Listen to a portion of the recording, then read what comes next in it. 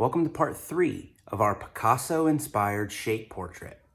Today we're focusing on coloring the portrait as neatly as we can.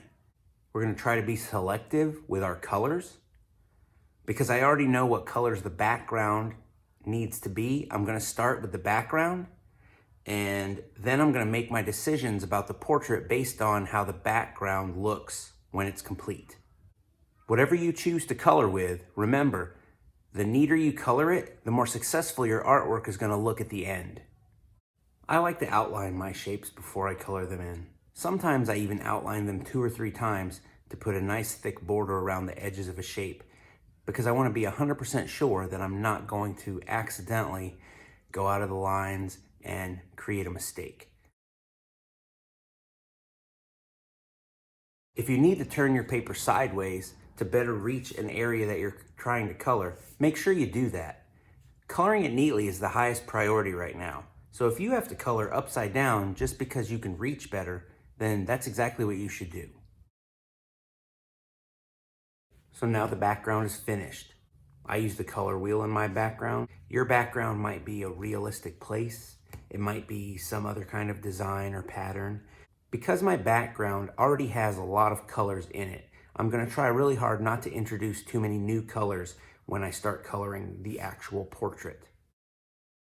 I'm going to try to use some of the colors I already have used once in the background and find places where they can be used again in the figure, and limit the new colors to just a few colors that I really need to put in there. A lot of colors in an artwork isn't always beneficial to the artwork, and a lot of times a limited palette works much better.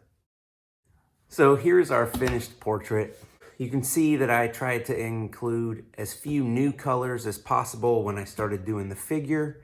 I knew I was going to have to come up with a skin color and an eye color, so I tried to use colors from the background for the shirt, and then I added a couple of matching stripes for the hat to kind of unify those two items.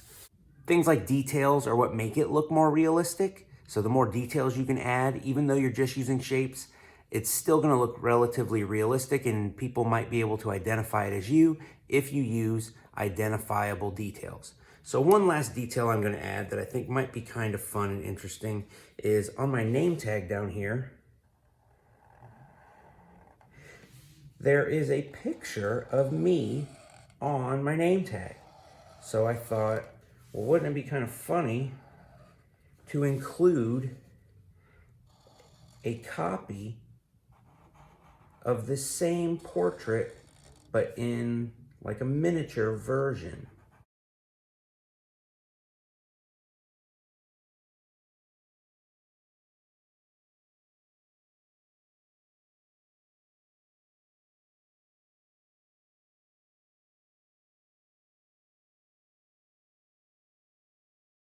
So there we go. We have a portrait made completely out of shapes with a color wheel background in this case. Remember, your background could be whatever you want it to be.